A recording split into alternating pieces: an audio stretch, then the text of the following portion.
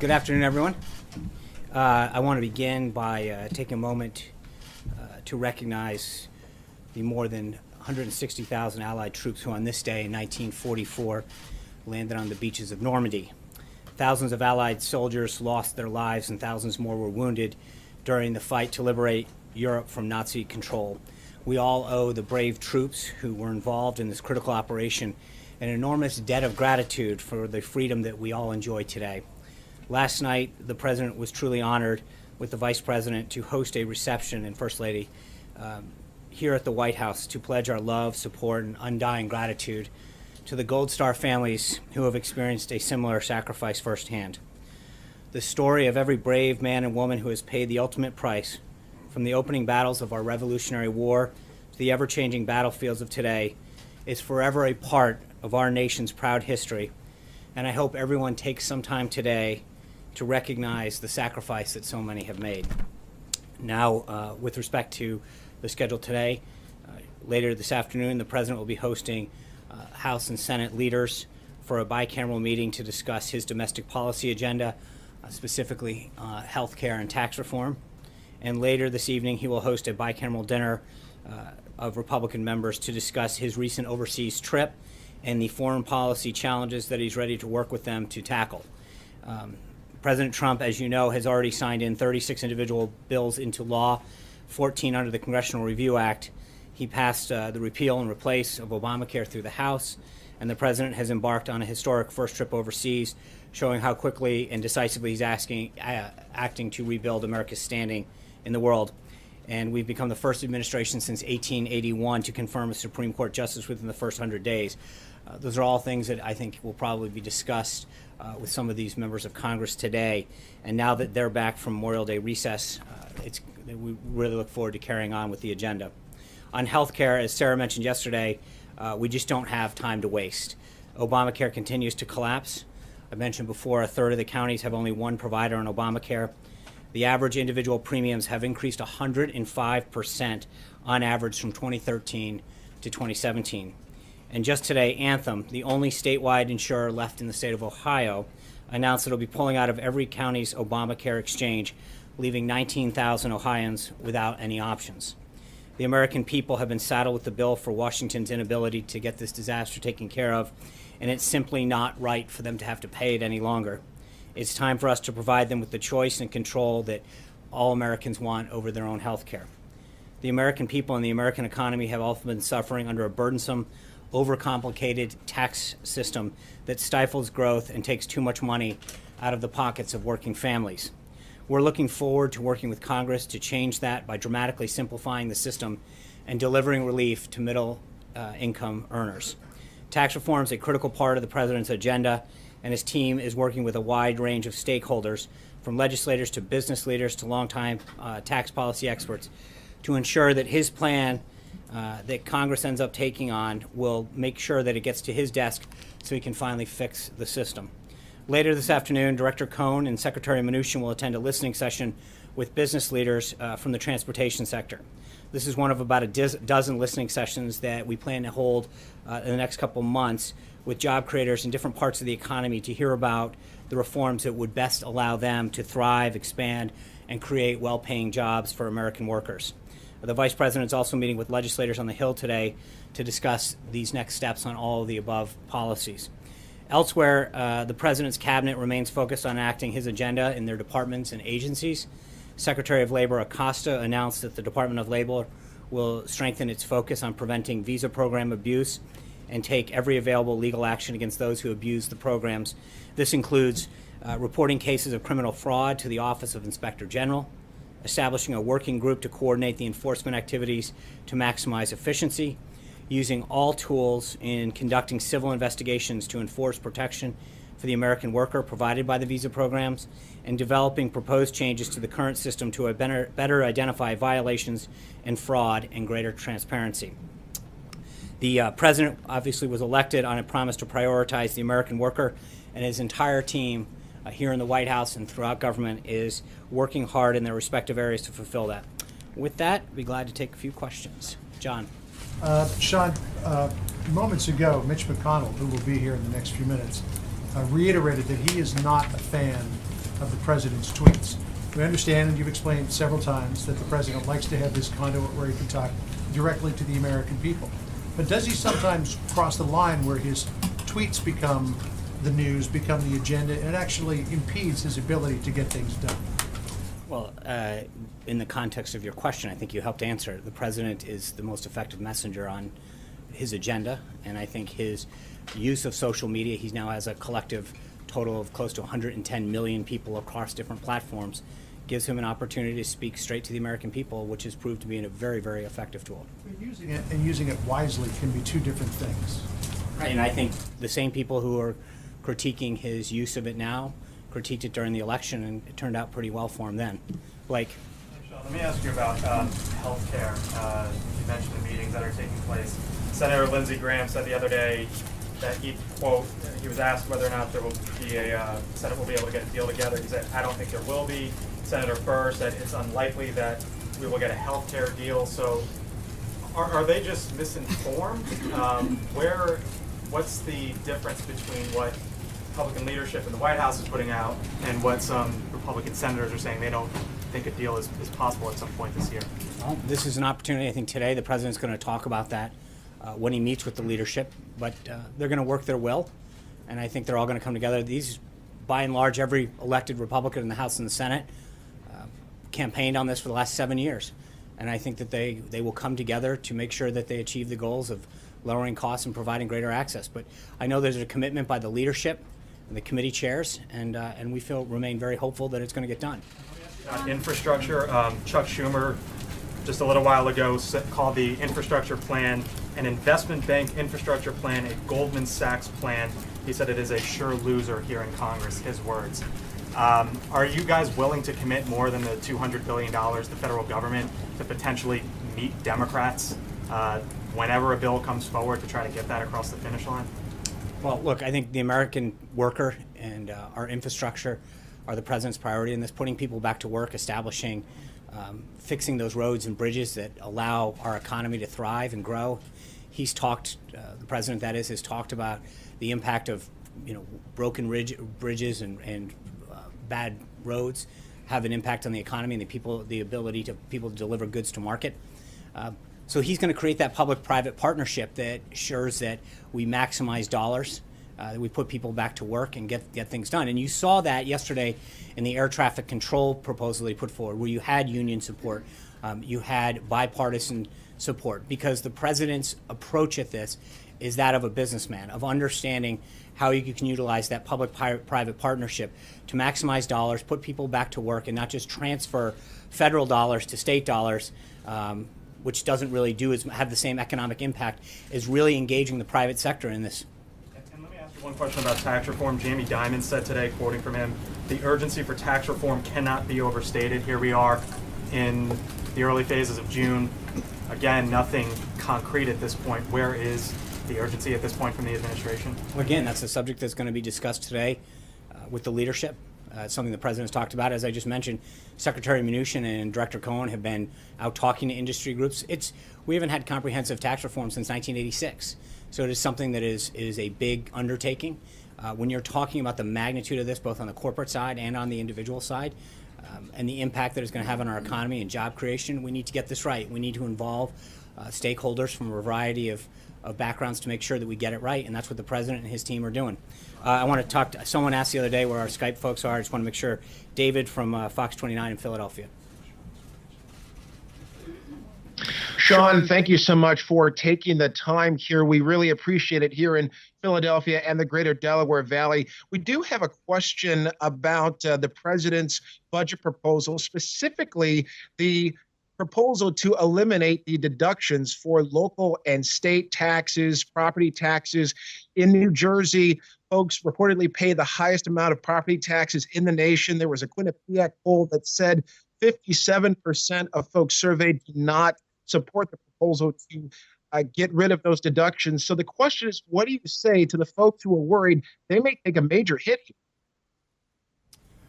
Well, David, thank you for asking. I think if you look at the principles outlined by Director Cohn and Secretary Mnuchin when they talked about the president's tax reform agenda. One of the principles was increasing the standard deduction. So for a middle-income family, you're talking about a doubling of that to $24,000. We estimate that about 95% of the folks that file now would not take individual deductions because of the increase, the large increase that would happen. Most middle-income Americans would actually save more under the president's plan because of the large increase that would exist with respect to the standard deduction. Blake, Trey, sorry. Thanks, Sean. Just moments ago, the U.S.-led coalition announced that they've struck pro-Assad regime forces in southern Syria. Has the president been briefed on this situation? He has. And a quick follow-up question on the president's tweets. Are President Trump's tweets considered official White House statements?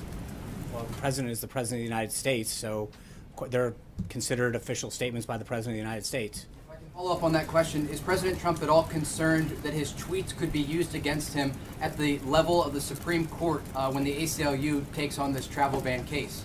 Well, I think we've made it clear with respect to that that the court should follow the law, and I think the danger is real, the law is clear, and there's no question that we should prevail at the Supreme Court. Amen. Thank you, Sean.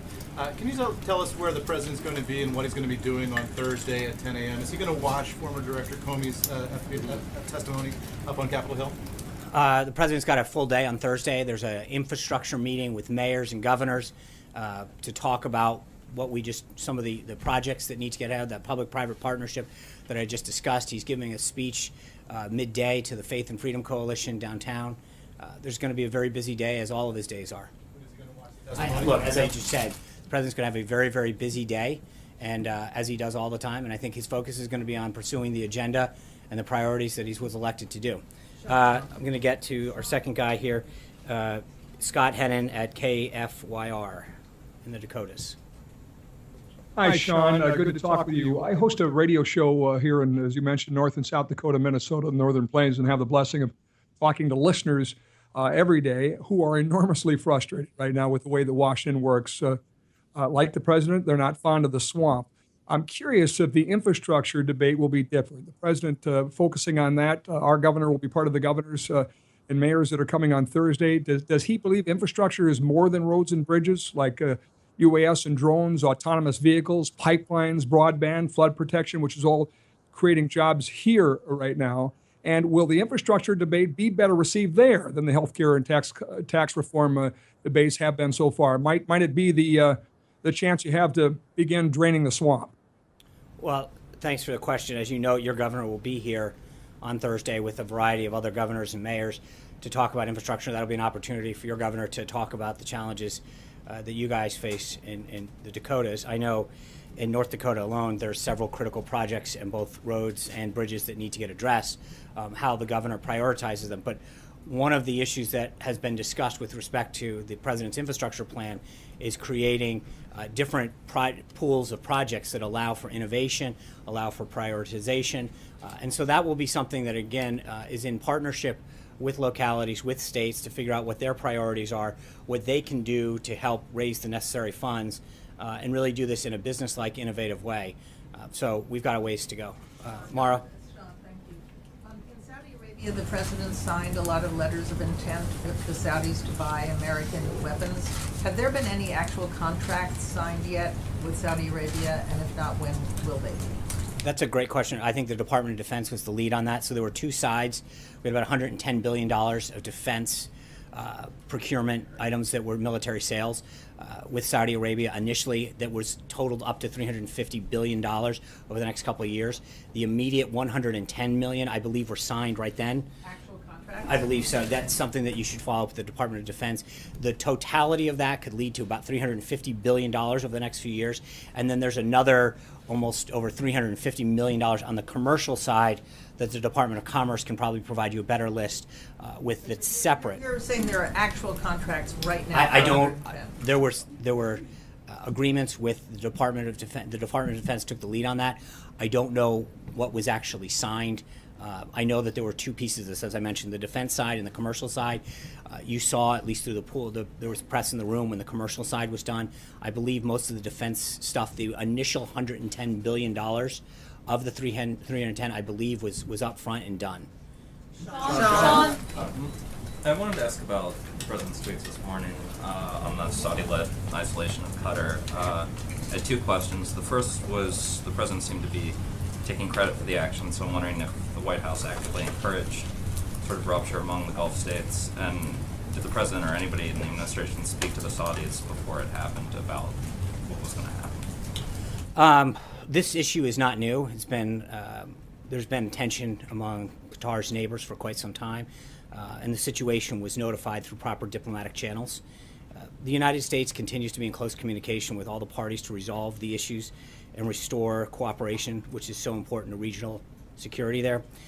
I think that there is note that his message of toughness on terror finance and extremism is being heeded by countries in the region, but the U.S. still wants to see this issue de-escalated and resolved immediately, keeping with the principles that the president laid out in terms of defeating and terror financing and extremism. So, sorry, can I just, well, there's a lot of concerns in Qatar that the move, especially with the support from the president, is aimed at removing the emir or his family from power. Considering that the president believes that the government there is financing terror groups, would regime change there be beneficial or detrimental? The president had a very, very constructive conversation with the emir during his visit in Riyadh. At that time, he was very heartened by the emir's commitment to formally joining the Terrorist Financing Targeting Center and showing their commitment to this issue. Sean, the China. Sorry, you next. Yeah, well, you go. Major first. So, you mentioned tax reform at the top. Mark Short had a little bit of trouble yesterday trying to resolve what the administration's position on revenue neutrality is. And the reason I raise this is Mick Mulvaney last week was quoted as saying, several folks in the White House have said they are interested in pushing a larger tax bill that would add to the deficit. That's Mick Mulvaney talking about the deliberations here about what this ultimate package would look like. Mark wasn't really sure yesterday about how to guide us through whether revenue neutrality is a key priority for the administration in the tax reform debate or not. Can you assist us? I think that part of that is because there's a discussion ongoing with Congress. Director Mulvaney, Secretary Mnuchin, and others, Gary Cohen, are working with Congress to talk about the plan going forward. So that's a conversation that, as I mentioned at the top, the President's going to have a conversation in the next several minutes with House and Senate leadership, and that will sure be a topic that they will discuss. So an increase in the deficit is something that the administration would find acceptable with tax reform? Well, I would put it more like this, that there is a conversation that is going to go on with Congress about how to proceed, and it's not, at this time, I'm not going to get in front of that discussion. Okay, Sarah said yesterday in response to a question about who it was that changed the president's NATO speech, taking out the Article 5 language, she would check on that and get back to us. I know you didn't make that commitment, but she did. Can you give us an answer to that question? I don't have that. I don't know. So I will ask Sarah to follow up with you.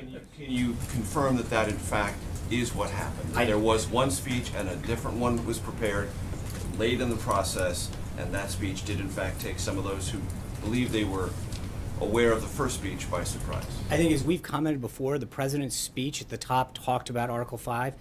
We were at a NATO Article 5 commemoration. The idea that we would recommit ourselves to something that we were clearly there to celebrate seems a bit silly, but I don't know about the contents of the speech, but I think, frankly, it's a bit of a silly discussion because, as we addressed at the time, the president's presence at an Article 5 commemoration and his discussion about NATO invoking Article 5 for the first time ever after 9/11 pretty much speaks for itself in terms of our commitment to both NATO and all 13 articles that make up being part of that treaty. Would it be a silly exercise to find out exactly what happened? Well, again, there's a lot of things that happened. Significant reporting that there was one version and then another version was delivered. And that I understand, but I would change. argue that there's a lot of things that go on behind the scenes in terms of every speech, every meeting that the president has in terms of preparation, and until the president gets a version that he feels is appropriate on any number of subjects, it's not appropriate for us to go out there and share it. But I will follow up with Sarah on that thing. But I think to the broader point is that the president remains entirely committed to NATO and to all of the articles, not just Article 5. Last question. How would you describe the President's level of confidence in the Attorney General, Jeff Sessions? I have not had a discussion with him about that. Last time you said that, there was a development. Last time you wouldn't. I'm asking, I'm answering a question, which is I have not had that discussion with him. So you can't say he has confidence in his Attorney General? I said I have not had a discussion with him on the question.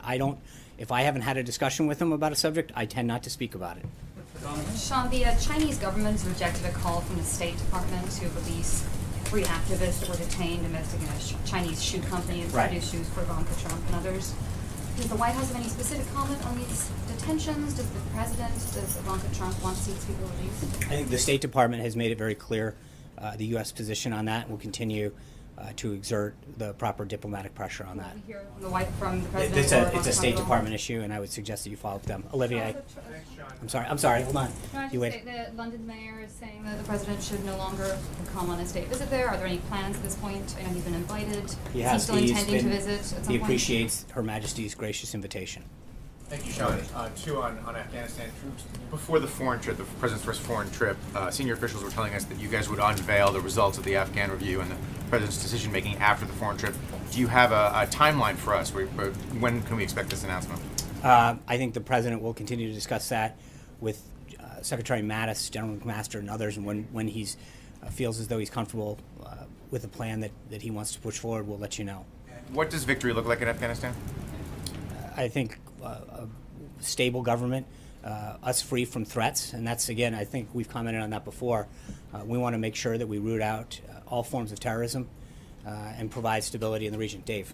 Sean, yesterday there was the first case of a leaker in this administration being arrested.